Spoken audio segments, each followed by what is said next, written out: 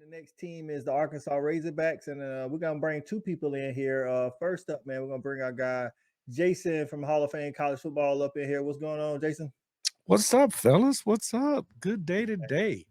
Hey, man, it's a real good day today, man. It's like Yeah, Greg McElroy said, it should be a national holiday. You know what I'm saying? So absolutely. yeah, Absolutely. that's right, man. Hey, man. Also, we're gonna SEC. bring SEC. I know you get the you in on it now. SEC, We in on it now, SEC. bro. We in on So it now. yeah, man, he's an Oklahoma guy. Horns down hat on. Hey, y'all can get that horns down on his website. He'll tell you about here in a minute. But we're gonna bring in our Arkansas guy. It's our guy Mo from What's Mo going on? Weekly. What's going on, Mo? What's good, Coach? A long time no see, man. I'm glad to be here, bro. You got to excuse me. I'm not in studio right now. Today is my son's 5th birthday, so I'm downtown Dallas right now. Oh Hang man, tell little man but happy birthday from the thank fan you. addict. But I couldn't miss this, so I'm ready to talk about this schedule, man. That's right, man. Let's jump into this thing, man. Arkansas, listen, Arkansas got some. Listen, they start out, of course, like we were saying before. Every current member of the SEC will now, going into 2024, play either Texas or Oklahoma. You guys drew Texas, but you also drew Oklahoma State, bruh. I mean, we got Oklahoma State at Oklahoma State. You got A&M and in Arlington, Dallas, that area, and you got Texas at home. How Yeah. you feeling about that? The Razorback schedule. Jason, you want to lead this one out, bro? Well, Oklahoma State, y'all got this. No worries. Well, to be honest, man, of course, this year was a disappointment for Arkansas because our offense was historically bad. Even next year, if we can get a middle of the road Arkansas team, I think this schedule is doable. I mean, we start the season out with Arkansas Pine Bluff, which should be technically a cupcake game. Then we go to Oklahoma State. Now that's going to be a tough game because historically Oklahoma State is a solid team. Then we go to UAB. Well, UAB comes to us, and then we're at Auburn. Auburn is always a thorn in our side. So a second year Hugh Freeze team is going to be dangerous all the way around. Plus, he's hitting the portal hard, so he's going to have many more athletes on the field than he did this year.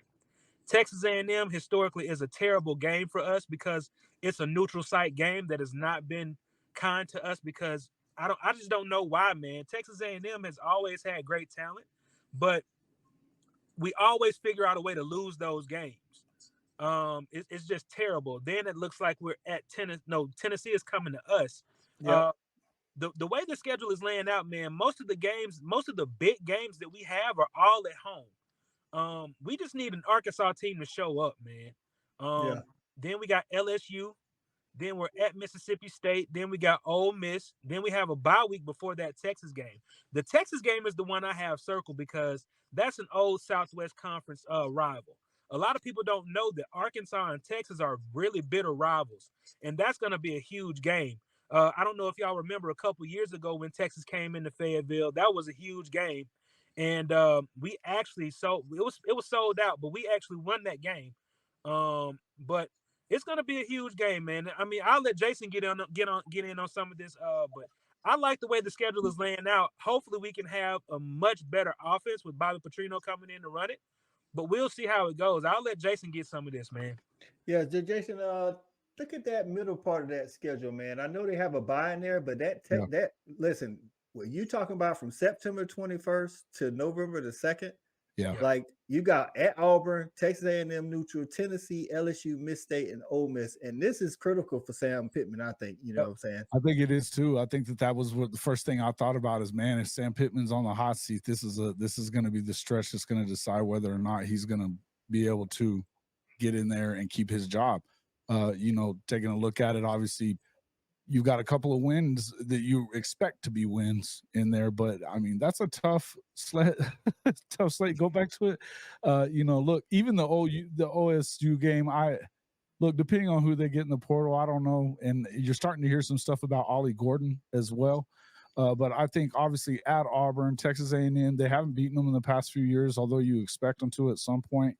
The Tennessee game is a good thing it's home, but then you got LSU, Mississippi State, and Ole Miss after that. I mean, I think that's his most critical stretch. You could see him if they were to not have a favorable at least above 500 record there, you might see him get fired at the bye week, the second bye week. I'll say this, guys. If Arkansas is anywhere between, but the first 3 games are going to be critical for Sam Pittman because he has UAPB, Oklahoma State, and UAB. If he loses at Oklahoma State and if he loses the UAB at home, he will not be the head coach of that football team after that. That what you thought got on this Arkansas, like that middle part, man. What games you looking at like as pivotal for Pittman to win? So I have 2 games scheduled or circled, and it's the second week at Oklahoma State, and then that October the 28th at Mississippi State. I think they have to win both of those road games if they're planning on going bowling. And I think if they drop both of them, I think that Bobby Petrino is Arkansas's head coach in 2025. I do think that Bobby Petrino right? Yeah, I think they hired him just in case to be the successor. To be honest with you, I mean, that's definitely been the conversation in Razorback Nation, fellas. It's not often you see a former head coach that led the team to glorious heights, man, that nobody's seen in Arkansas, come back after a decade to become the offensive coordinator for a lame duck coach. So, I mean, there's a lot to discuss with this Arkansas Razorback football team, but this schedule is hot off the presses, man, and I'm glad y'all brought me on to talk about it. Yeah, man, and we know it's your son's birthday, man. We're not gonna hold you too long, but tell me the 2 games that you're most excited about. Not necessarily what got Pittman may or may not on the hot seat, but just as a fan, man. The 2 games I'm most excited about are Tennessee and Texas. Okay. We don't often get a chance to see Rocky Top in Fayetteville. So I'm super excited about that because I'm renewing my season tickets. I'm working on logistics right now, how I'm gonna get back and forth to these games.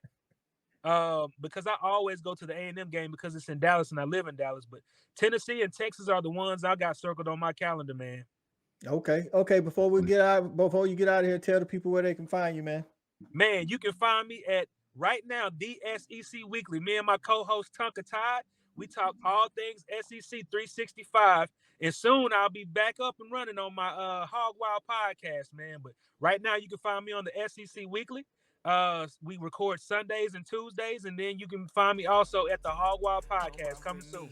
We got it jumping like it's that valley. I call my dogs out the pound, let's go eat. Turn on the fanatic, let's have a debate. Who really hold down the Southeast from state to state? What team home